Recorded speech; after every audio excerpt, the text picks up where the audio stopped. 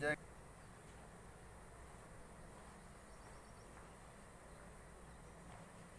मेरे प्यारे बच्चों, गुड मॉर्निंग। आपका केडी क्लासेस में स्वागत है। देखिए बच्चों, हम लोग जो है कल पार्ट थर्ड सॉलिड स्टेट का पढ़ रहे थे। जो टॉपिक है आप बता सकते हैं क्रिस्टलीय ठोसों का वर्गीकरण या क्रिस्टलीय ठोस के प्रकार। तो यह बताया गया था जो क्रिस्टलीय ठोस होते हैं जनरली 4 टाइप के होते हैं। पहला आपको बताया गया था आणविक ठोस, आयनिक ठोस, सहसंयोजक ठोस, धात्विक ठोस। तो हम लोग पार्ट थर्ड में बेटा चर्चा कर चुके थे आयनिक ठोस और आणविक ठोस के बारे में। तो देखिए आज हम लोग पार्ट 4 में जो है क्रिस्टलीय ठोसों का जो वर्गीकरण है, इसमें आप बता सकते हैं तीसरा पॉइंट सहसंयोजी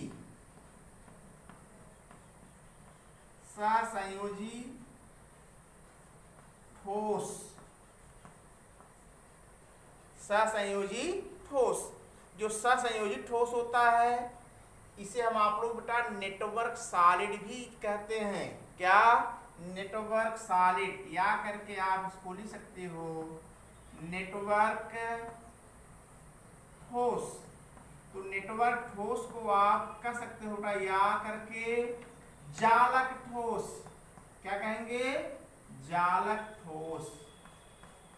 आप बेटा जान गए होंगे। देखिए आप घबराइए मत बेटा, जो भी वीडियो हम आपको पढ़ा रहे हैं आप इसको डेली जो है देखते रहिए और कमेंट बॉक्स में जो है आप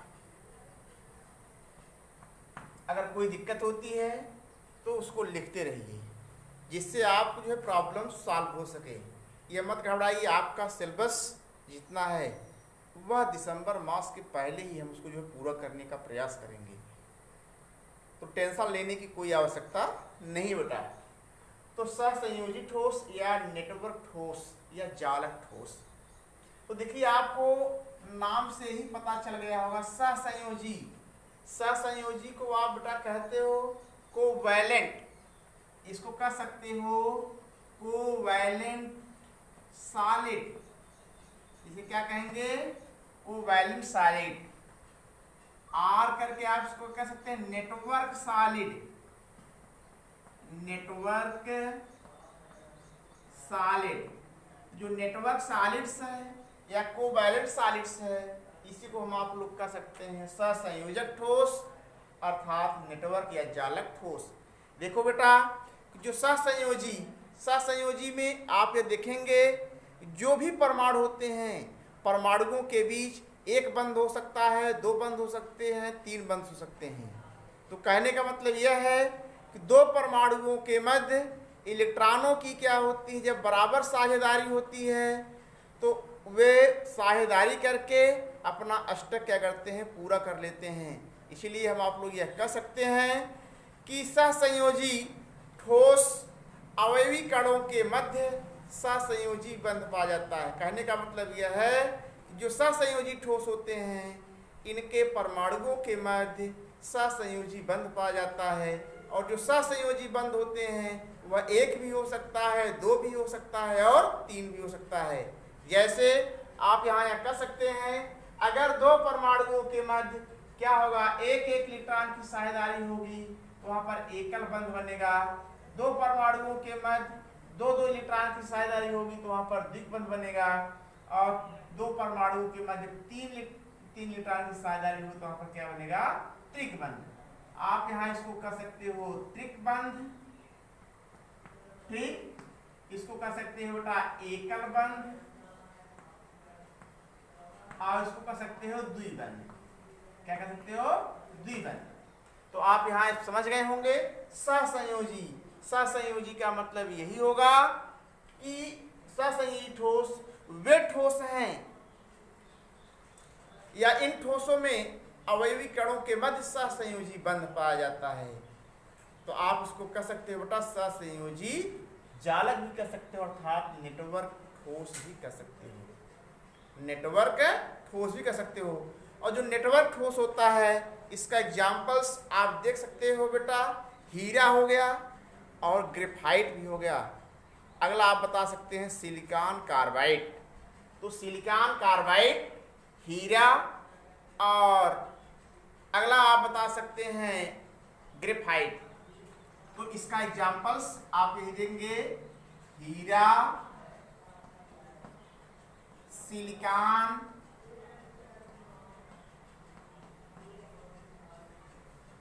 कार्बाइड, और इसके बाद आप दे सकते हैं अगला पॉइंट ग्रेफाइट। ये बेटा आप बता सकते हैं किसके एग्जाम्पल्स हैं, इसके एग्जाम्पल्स हैं बेटा सहसंयोजी ठोस। जो सहसंयोजी ठोस होते हैं इनके परमाणु आपस में क्या होते हैं, एक दूसरे से बंधे होते हैं। जैसे आप दे सकते हो, मान ये परमाणु है, परमाणु है, परमाणु, ठीक। अब ये सब परमाणु हैं। अब ये परमाणु क्या होते हैं बेटा, एक दूसरे से क्या होते हैं, सहसंयोजी बंध द्वारा आपस में क्या होते हैं बेटा, बंधे होते हैं। यही आप बता सकते हैं बेटा क्या है, सहसंयोजी बंध है। प्रत्येक परमाणु जो होते हैं एक दूसरे से बंध द्वारा क्या होते हैं बेटा, बंधे होते हैं। इसलिए आप इसकी डिफिनीशन आप नोट करते रहिए और कमेंट बॉक्स में जो है आप जा करके इसको क्लिक करते रहिए, जिससे आपको जो है नोटिफिकेशन मिलता रहे बेटा, ठीक।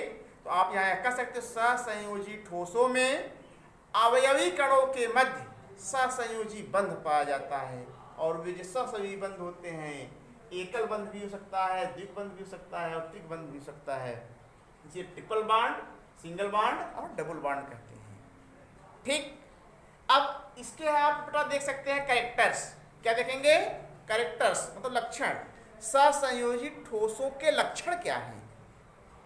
जैसे आप आयनिक और आणविक ठोस के लक्षण पढ़े, ठीक उसी प्रकार आपको जो है सहसंयोजी ठोस अर्थात नेटवर्क ठोस और जालक ठोस के जो है लक्षण बेटा पढ़ेंगे। तो सीधे सीधे आप लोग यह कह सकते हो, त्रिविम संरचना के कारण पहला लक्षण आप इसका बता सकते हो।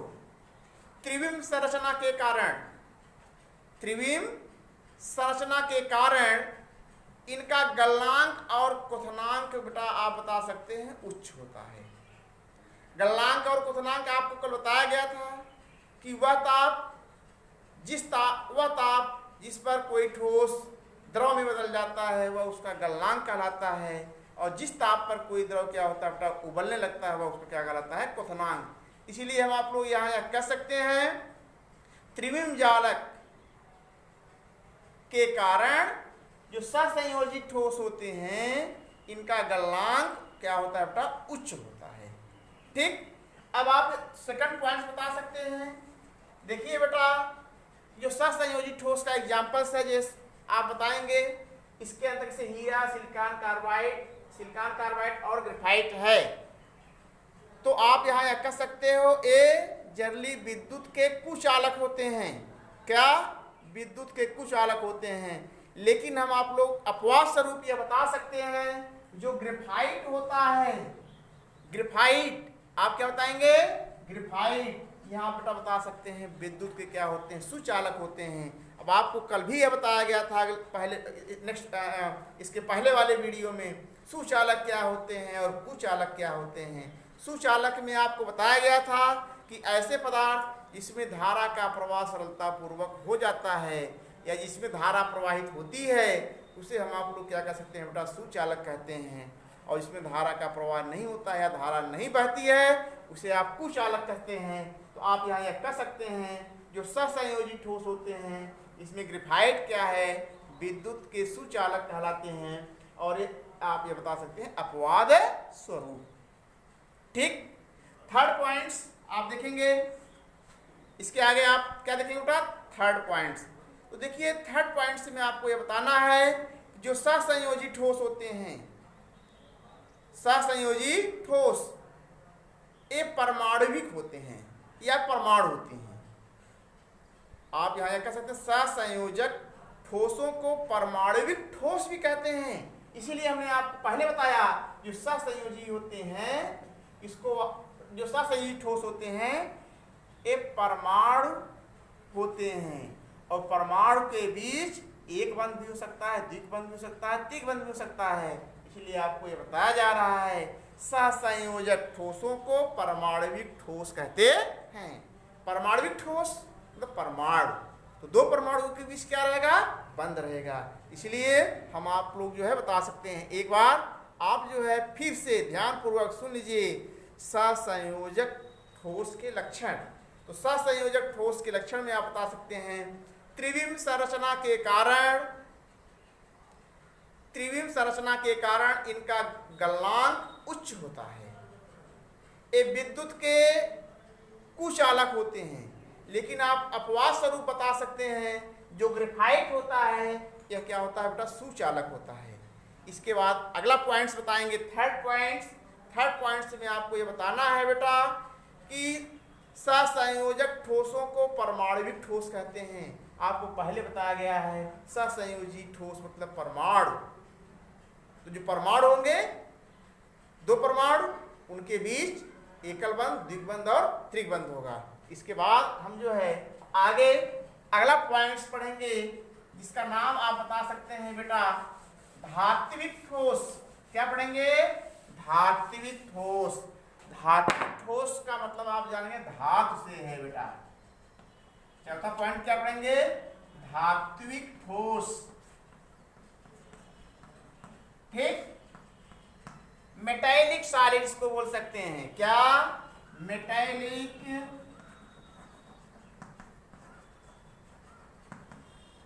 सॉलिड्स को आप धात्विक ठोस कहते हैं बेटा। धात्विक मीन्स आप ले सकते हैं धातु से, और आप जानते भी हैं जो धातु होते हैं इन पर मुक्त इलेक्ट्रॉन पाए जाते हैं, और धातु जो होते हैं जनरली क्या होते हैं, धनायन होते हैं। तो उसे हम आप लोग क्या कह सकते हैं, धात्विक ठोस कहेंगे। तो धात्विक ठोस धातु धन आयन एवं उससे संलयित होकर, उससे जुड़कर इलेक्ट्रॉन को व्यवस्थित, इलेक्ट्रॉन का क्या है बेटा, व्यवस्थित समूह है। तो कहें धात्विक ठोस को आपको क्या बताया गया, धात्विक मीन्स धातु। जो धातु होते हैं वे धनायन होते हैं। जो धनायन होंगे ये आपस में संलयन करके इलेक्ट्रॉनों का एक व्यवस्थित समूह बनाते हैं। ये इलेक्ट्रॉन गतिशील भी होते हैं। जो इलेक्ट्रॉन होंगे क्या होंगे, गतिशील होंगे, गति करते हैं, गमन करते हैं। आई बात समझ में। और इसके बाद आप ये देख सकते हैं क्रिस्टल में आप देख सकते हैं ये समान रूप से क्या होते हैं, फैले होते हैं। ये पूरे क्रिस्टल में क्या होते हैं बेटा, समान रूप से क्या होते हैं, फैले होते हैं, जिसे हम आप लोग क्या कह सकते हैं, धात्विक ठोस कहते हैं। और जो धात्विक ठोस होता है ये विद्युत अर्थात उष्मा के क्या होते हैं, सुचालक होते हैं। और इसमें क्या होती है, एक विशेष प्रकार की चमक भी होती है। आप एक बार फिर से सुन लीजिए, धात्विक ठोस का मतलब धातु से है बेटा। जो धात्विक ठोस आप बताएंगे इसको धातु से संबंधित जोड़ेंगे। जो धातु होता है वह धन आयन होता है, और ये उससे संलयन करके इलेक्ट्रॉन को क्या, इलेक्ट्रॉन का व्यवस्थित समूह, इलेक्ट्रॉन का क्या बनाते हैं, व्यवस्थित समूह बनाते हैं। और ये गतिशील होते हैं, इसमें धात्विक चमक होती है, और ये क्या होते हैं, विद्युत व उष्मा के क्या होते हैं, सुचालक कहलाते हैं। इसको क्या कहते हैं, धात्विक ठोस। और धात्विक ठोस होते हैं, इसका एग्जाम्पल्स आप दे सकते हो, जैसे Ag है, सिल्वर है, आयरन है, कॉपर है। ठीक, इसके बाद आप बता सकते हैं आर मतलब सोना। सिल्वर, आयरन, कॉपर और सोना, ये सब क्या है, धात्विक ठोस है। क्या है, धात्विक ठोस। तो आप जो है बेटा क्रिस्टलीय ठोस के प्रकार अर्थात उनके वर्गीकरण आपको बता दिया गया। तो वर्गीकरण आपको बताया गया 4, आयनिक, आणविक, सहसंयोजी और धात्विक ठोस।